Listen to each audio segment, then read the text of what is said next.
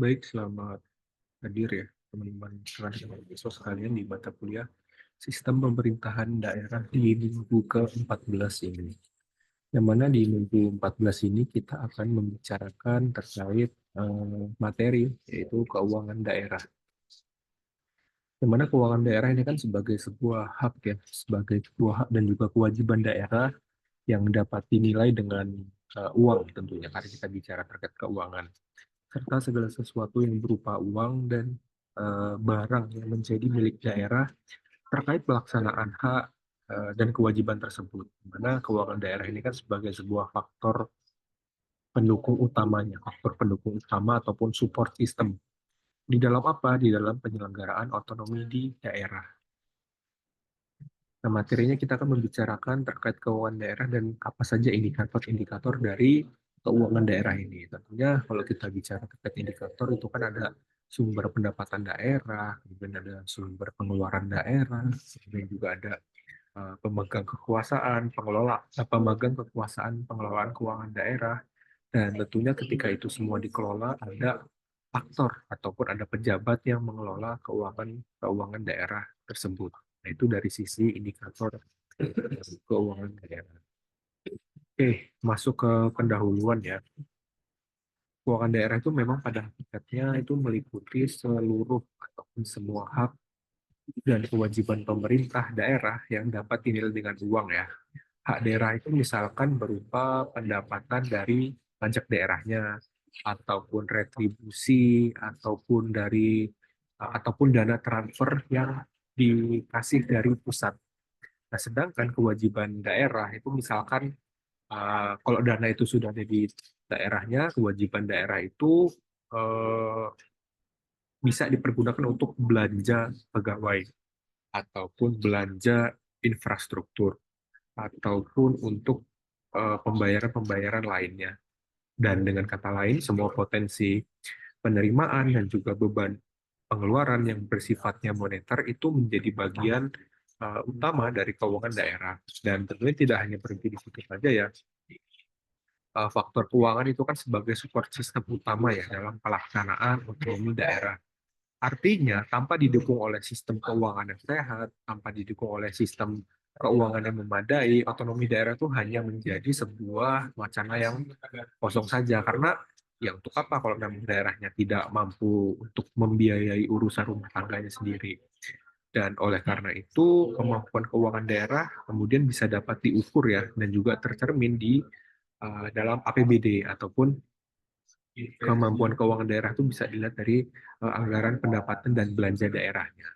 Dan teman-teman juga mungkin sering mendengar ya terkait APBD, yang mana APBD ini kan fungsinya sebagai sebuah sebuah dokumen perencanaan sekaligus sebagai apa ya, sebagai gambaran nyata, gambaran secara real dari sejumlah mana sih pemerintah daerah itu mampu untuk mengelola sumber daya finansialnya. Dan lebih dari itu, APBD juga ini mencerminkan kemampuan daerah dalam membiayai tiga pilar utama ya di dalam penyelenggaraan pemerintah, yaitu yang pertama untuk menyelenggarakan roda pemerintahannya sehari-hari.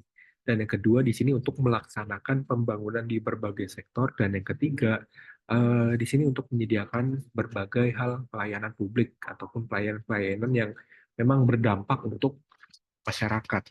Dan tentunya dengan demikian bahwa keuangan daerah itu bukanlah sebagai sekedar ngurusin duit seperti itu ya, tetapi ini juga menjadi sebuah kunci utama ataupun menjadi sebuah fondasi penting dalam apa? Dalam keberhasilan. Khususnya negara kita memang sudah terdesentralisasi ya, punya kebijakan daerah-daerah masing-masing, otomatis ini juga sebagai faktor penting untuk keberhasilan desentralisasi dan kesejahteraan uh, berbagai masyarakat di daerah. Dan tadi kita sudah membicarakan terkait keuangan daerah, membicarakan terkait faktor-faktor dan ataupun support system utamanya. Nah, dari sumber pendapatan daerah ini kan ada dibagi menjadi beberapa kelompok ya, tetapi memang di sini ada tiga kelompok utamanya. Yang pertama yaitu sumber pendapatan daerah didapatkan dari PAD, atau PAD ini adalah pendapatan asli daerah, yang mana ini sebagai uh, dapat didefinisikan sebagai penerimaan yang diperoleh daerah dari sumber-sumber ataupun wilayahnya sendiri yang diambil ataupun yang dipungut berdasarkan perda, berdasarkan peraturan daerah sesuai dengan peraturan perundang-undangan yang berlaku. Dan PAD ini juga menggambarkan ataupun mencerminkan kemandirian suatu daerah untuk menggali potensi fiskal di internalnya. Nah, contohnya apa ya? Contoh PAD antara lain itu ya pajak daerah ya, kayak misalkan di Lamsel nih, Lamsel Selatan ada hotel, kemudian juga ada restoran, ada eh, apa tempat-tempat lain itu. Nah, itu seperti hal seperti itu kan juga bisa ditariki pajaknya. Jadi dari pajak hotel, pajak restoran, pajak hiburan, apapun pajak-pajak lain, nah itu juga masuk ke dalam pendapatan asli daerah. Atau juga seperti retribusi daerah ya, misalkan retribusi parkir, retribusi biasanya pengangkut sampah, misalkan, atau juga retribusi dari pelayanan-pelayanan lain, atau juga bisa dari hasil pengelolaan kekayaan daerah ya, misalkan ada dari laba BUMD, Badan Usaha Milik Desa, milik daerah, serta hal-hal lain yang memang PAD-nya itu sah seperti hasil penjualan-penjualan aset di daerah itu masuk ke dalam PAD, pendapatan asli daerah. Dan yang kedua di sini ada dana perimbangan. Dana perimbangan di sini itu dana perimbangan di sini adalah dana yang bersumber dari pemerintah pusat yang dialokasikan kepada daerah untuk apa? Untuk membantu um, pembiayaan dalam pelaksanaan desentralisasi. Dana perimbangan ini atas terdiri beberapa komponen ya. Yang pertama ada dana bagi hasil atau DBH, yang mana tadi ada pajak bumi bangunan, pajak penghasilan, dan juga hal-hal lainnya, dan juga eh, ada dana alokasi umum DAU yang dialokasikan, sebenarnya ada rumus tertentu ya untuk untuk dana alokasi umum ini, tapi biasanya memang besarannya itu sekurang-kurangnya sekitar 26% dari pendapatan dalam negeri. Dan yang ketiga ini ada DAK ataupun dana alokasi khusus yang diberikan untuk mendanai ataupun kegiatan khusus di daerah ya yang menjadi prioritas dari nasional. Kayak apa contohnya? Kayak pembangunan infrastruktur jalan, kemudian juga pembangunan eh, mungkin sanitasi, atau juga hal-hal lainnya memang yang harus dikhususkan untuk di daerah tersebut. Dan selain itu juga adanya lain-lain ya, pendapatan daerah yang sah. Yang mana ini merupakan penerimaan yang memang tidak termasuk dalam PAD maupun dari dana perimbangan itu sendiri. Tetapi secara hukum memang diakui ya sebagai pendapatan daerah berdasarkan regulasi-regulasi yang sedang ya, ataupun yang lagi berlaku. Dan hal ini juga meliputi berbagai kekayaan daerah yang tidak dapat dipisahkan ya, kayak jasa giro, pendapatan bunga, keuntungan selisih nilai rupiah terhadap mata uang asing, misalkan ada komisi dan juga lain sebagainya.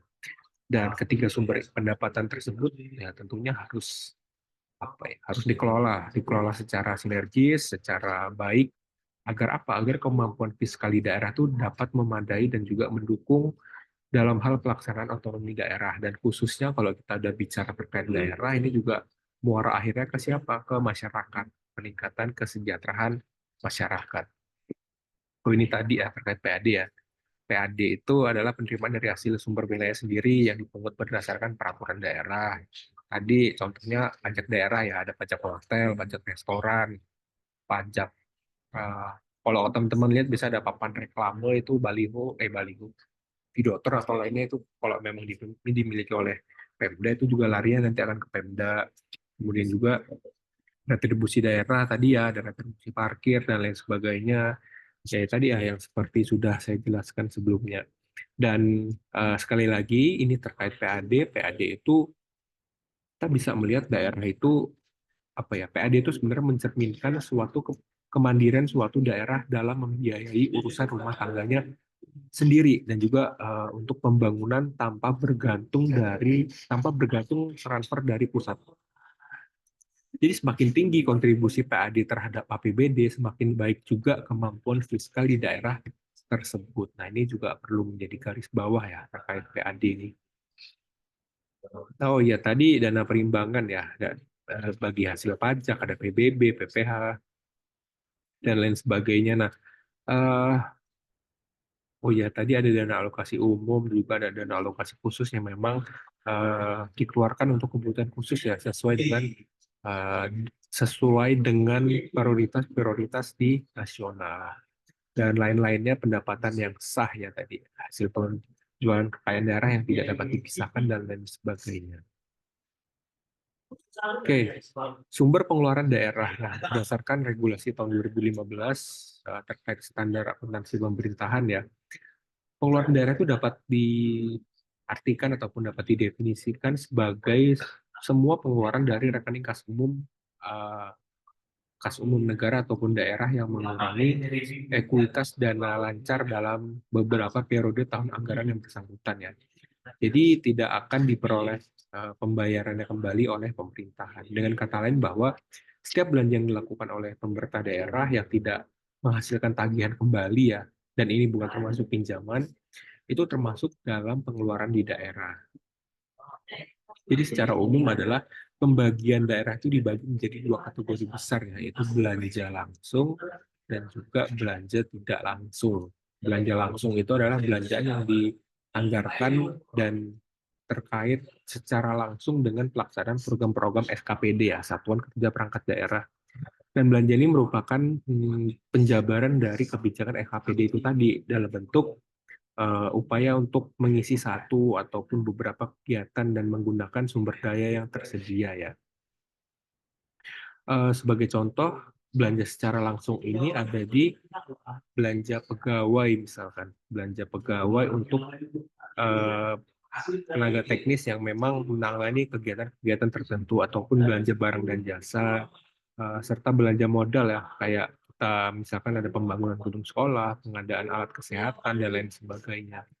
Dan yang kedua di sini ada belanja tidak langsung. Belanja tidak langsung ini adalah belanja yang dianggarkan namun tidak terkait secara langsung dengan pelaksanaan program ataupun kegiatan dari SKPD. Kelompok belanja ini lebih bersifat ini ya, pengeluaran itu secara rutin dan juga punya kewajiban ataupun transfer kepada pihak yang lain. Dan biasanya ini tidak dapat dikendalikan secara langsung ya oleh pimpinan dari SKPD-nya itu sendiri. Dan belanja-belanja tidak langsung itu ya mungkin kita bisa mengatakan seperti gaji, tunjangan, dan penghasilan-penghasilan lainnya untuk aparatur sipil negara. Atau juga ada pembayaran bunga atas pinjaman daerah, ini juga ada yang subsidi, kemudian juga ada bantuan sosial lain, dan lain sebagainya. Pengelola keuangan daerah. Oke, dalam pengelolaan keuangan daerah, pastinya di sini kan kepala daerah itu sebagai pemegang kekuasaan ya dalam hal pengelolaan di daerah ya. Eh, Keuangan daerah ini kan sebagai sebuah kegiatan yang memang peliputannya itu ada dari perencanaan, ada dari pelaksanaan, penatausahaan, pelaporan, pertanggungjawaban dan lain sebagainya. Dan dalam struktur pengelolaan ini, kepala daerah, baik itu gubernur, bupati, atau wali kota, ini kan bertindak sebagai pemegang kekuasaannya untuk tata kelola di keuangan daerah. Dan kepala daerah juga itu mewakili pemerintahan daerah ya, dalam kepemilikan kekayaan daerahnya yang dipisahkan, misalkan penyertaan modal pada BUMD dan lain sebagainya. Nah, pejabat pengelolaan daerah ini di sini adanya sekda, ada pejabat pengelola keuangan daerah, ada penggunaan anggaran atau barang, ada pelaksanaan teknis kegiatan, ada pejabat penata usahaan dan juga keuangan SKPD, dan tentunya ada bendahara. Bendahara penerimaan dan juga ada bendahara pengeluaran. Eh, Tentunya ini kan ada pembagian tugas ya, ada pembagian tugas ya. Nah, harapannya memang dengan adanya pembagian tugas yang seharusnya sudah jelas ini, pengelolaan keuangan itu bisa diharapkannya akan berjalan secara harapannya kan secara tertib, efisien, transparan harusnya dan juga akuntabel ya sehingga memang mendukung tercapainya tujuan otonomi daerah dan juga karena bicara di daerah otomatis kita juga membicarakan kesejahteraan kita sebagai masyarakat. Nah, untuk asas umum ya ini secara umum aja memang asas umum di sini ada taat peraturan perundang-undangan, efektif dan efisien, sampai kepada muara akhirnya adalah ke manfaat untuk masyarakat.